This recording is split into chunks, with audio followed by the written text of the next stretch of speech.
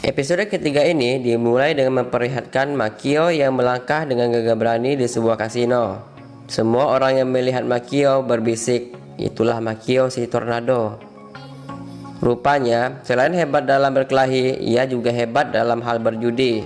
Apalagi dalam hal wanita, ialah jagonya. Makio mendekati meja, menutup mata, dan langsung mendebak bola akan jatuh di angka 27.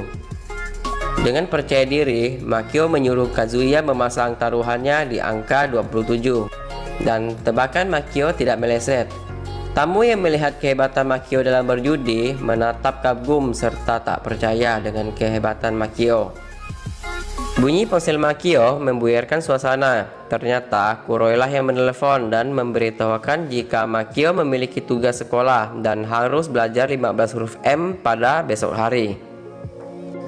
Makio pun segera pulang dan sibuk menghafal huruf berawalan M, sedangkan Kuroi mengoreksi pelajaran matematika Makio yang ternyata betul semua. Saat Makio belajar, Kazuya juga tampak membaca sebuah buku yang sampulnya berwarna pink. Kuroi pun bertanya, apa yang tengah dibaca oleh Kazuya? Sambil tersenyum, Kazuya menjawab jika ia tengah membaca buku remaja tentang zodiak demi Makio. Spontan Makio berteriak dan mengatakan jika seorang Yakuza pantang untuk mempercayai soal zodiak. Tapi ujung-ujungnya Makio justru penasaran dan bertanya pada Kazuya ada hal apa dengan zodiaknya dan meminta Kazuya untuk membacakannya. Di sana tertulis jika Makio akan mendapatkan benda berwarna pink yang menjadi faktor cintanya. Selain itu, zodiaknya juga mengungkapkan bahwa musuh terbesar Makio akan datang dengan memakai warna merah. Makio dengan percaya diri mengatakan jika ia akan menang melawan siapa saja dan apa saja. Keesokan harinya di sekolahan, tampak Makio berjalan di koridor sekolah dengan rasa percaya diri yang tinggi. Tiba-tiba, geng Hoshino menghadangnya dan memalak Makio. Makio dengan sangat terpaksa pun memberikan uangnya. Saat masuk ke dalam kelas, Makio disambut dengan tawa murid-murid lainnya yang menganggap Makio bodoh karena memakai jas di saat musim panas. Sakura Koji pun datang membelanya. Salah satu murid masih saja menertawakannya karena Makio memakai kemeja lengan panjang. Makio melihat jam tangan yang dikenakan murid itu berwarna merah, dan ia melihat kaos kaki Hoshino juga berwarna merah. Minami memberitahukan bahwa akan ada ujian minggu depan. Siapapun yang nilainya kurang dari 30 tidak akan lulus ujian dan mendapatkan tanda merah. Mendengar hal itu, Makio langsung sadar jika ternyata inilah musuh terbesarnya yang bertanda merah. Malamnya, saat jalan-jalan di kawasan geng yang ia pegang, Makio memberitahukan kepada anak buahnya jika ia akan mengikuti ujian minggu depan, tapi ia tidak yakin jika ia bisa melakukannya. Tiba-tiba datanglah Yuji, seorang bos di sana. Yuji mengatakan kepada Makio jika beberapa hari ini geng Kumada sering berkeliaran di daerah sini. Makio pun langsung mengatakan kepada Yuji kalau ia akan mengurusnya. Saat Makio menggerutu dan mencaci maki Kumada, ia tidak menyadari jika Hoshino dan kedua temannya berdiri di sampingnya. Makio yang melihat Hoshino sangat terkejut dan langsung menutup wajahnya. Anak buah Makio yang menyadari kejadian itu spontan memukul Makio agar mereka mengira jika Makio tidak termasuk dalam geng mereka. Setelah menghajar Makio, Kuroi dan yang lainnya pun berpura-pura menakut-nakuti Hoshino agar mereka cepat pergi. Setelah mengusir Hoshino CS, Kuroi dan yang lainnya pun langsung kembali ke Makio yang masih terbaring kaku di tumpukan sampah. Mereka pun meminta maaf kepada Makio. Sebenarnya mereka melakukannya agar Makio tidak ketahuan jika ia adalah seorang pemimpin Yakuza.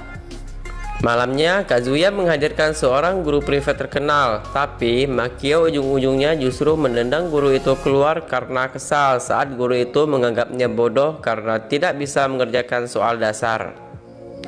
Akhirnya Makio berpikir untuk melakukan hal curang saja. Ia dan Kazuya mengendap-endap ke sekolah dan berencana mengambil soal ujian yang disimpan di berangkas guru. Sayangnya dia tidak menemukan apapun dan hampir ketahuan oleh kepala sekolah beserta guru olahraga yang kebetulan tengah patroli. Keesokan harinya, Makio juga menyuruh guru agar membantunya dalam hal ujian. Makio memberikan sejumlah uang dan mengatakan bahwa dengan uang tersebut dia akan populer di kalangan wanita. Guru itu justru menolak dan mengatakan jika dia sudah memiliki orang yang dia sukai. Ketika makan di kantin, Sakura Koji mengatakan jika Makio tidak boleh melakukan hal itu. Penyuapan hanya dilakukan oleh orang dewasa yang haus akan kekuasaan, sementara mereka hanya berumur 17 tahun, jadi mereka harus apa adanya. Makio pun tersenyum mendengar ucapan Sakura Koji tentang usia mereka yang baru 17 tahun.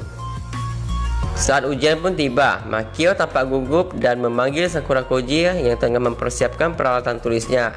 Sakura Koji bersikap dingin dan mengatakan jika dia tidak akan memberikan contekan pada Makio. Makio tampak gelisah saat melihat soal-soal yang begitu sulit. Akhirnya, dia memutuskan untuk memilih jawaban dengan mengandalkan keberuntungan.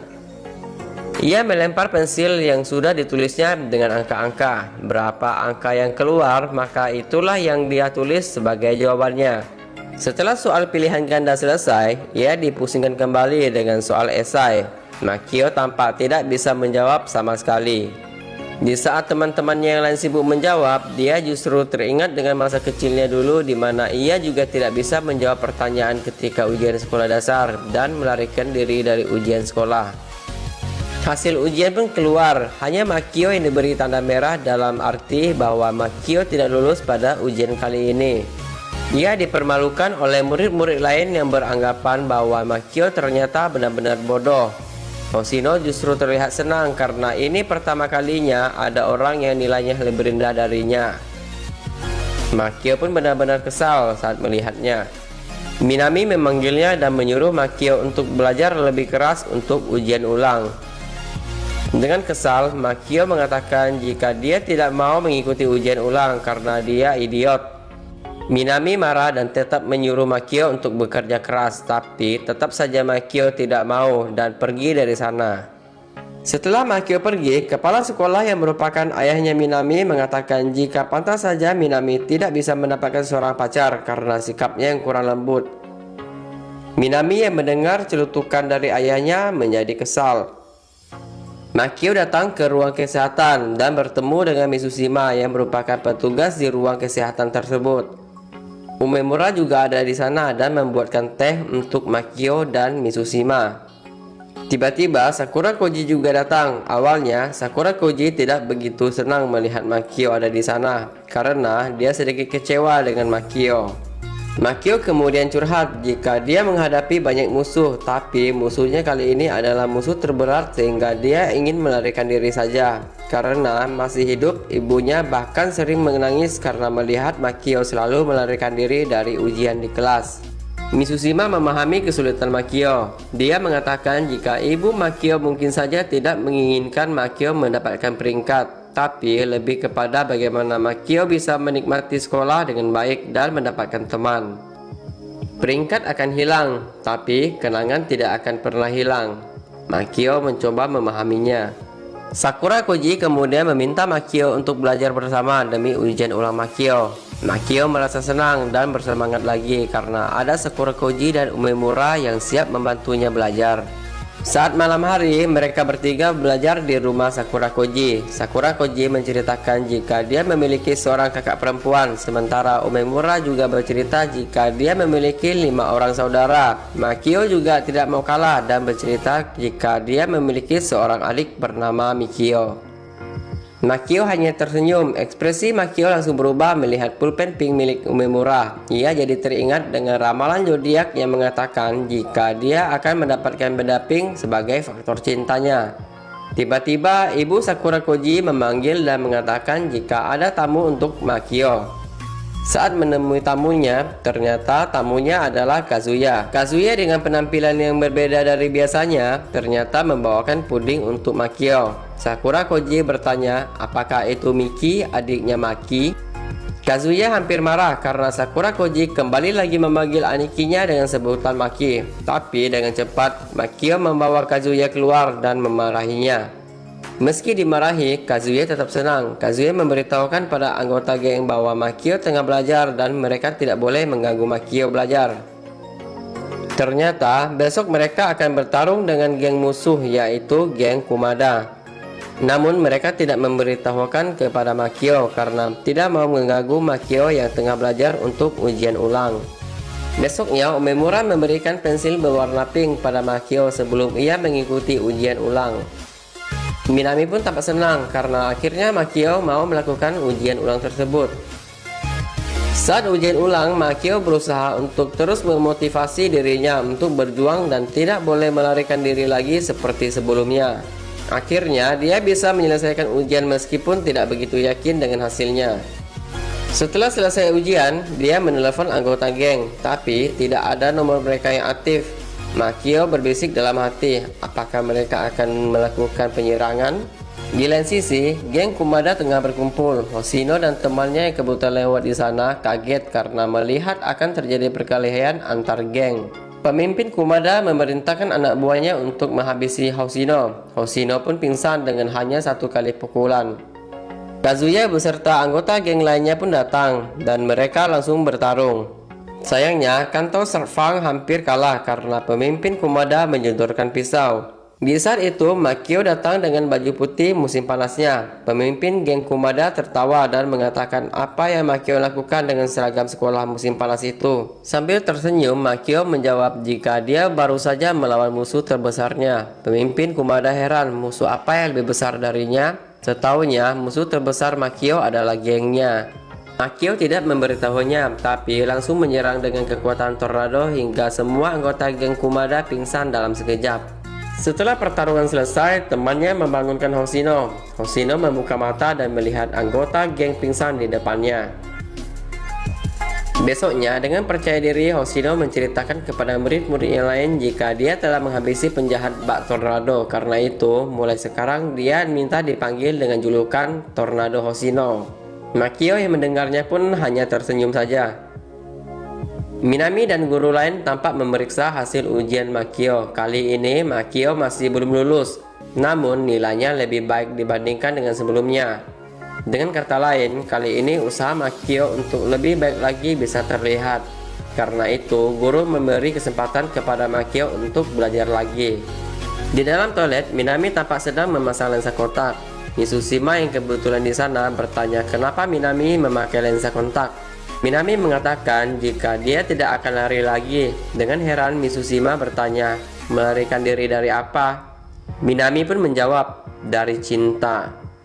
Sepertinya Minami mulai berjuang untuk menemukan cintanya dan berharap akan menikah sebelum umurnya 30 tahun. Ya, Minami kesulitan mendapatkan pacar mungkin karena sikapnya sedikit dingin dan tidak lemah lembut seperti kata ayahnya yang tadi ya. Di sisi lain, Mikio adiknya Makio datang dari luar negeri dengan memakai baju berwarna merah. Semua anggota geng menunduk dan mengucapkan salam kedatangan kepada Mikio. Mikio hanya tersenyum manis dan bertanya bagaimana kabar ayah dan kakaknya. Minami mengucapkan salam perpisahan kepada murid yang hendak libur musim panas. Ia menyarankan agar murid bisa melalui liburan musim panasnya dengan baik. Umemura berbisik dengan teman sebangkunya. Ia mengatakan jika Minami gurunya ini sepertinya sedang jatuh cinta karena beberapa hari ini dia terlihat memakai kontak lens. Makio melihat ke arah pulpen pink yang diberikan Umemura kepadanya. Ia berbisik dalam hati jika musim panas kali ini mungkin akan menjadi musim panas yang tidak terlupakan dan filmnya pun bersambung. Oke, sampai di sini dulu ya teman-teman video kali ini. Saya akan mempercepat upload episode keempatnya. Sampai jumpa lagi di video selanjutnya dan bye-bye.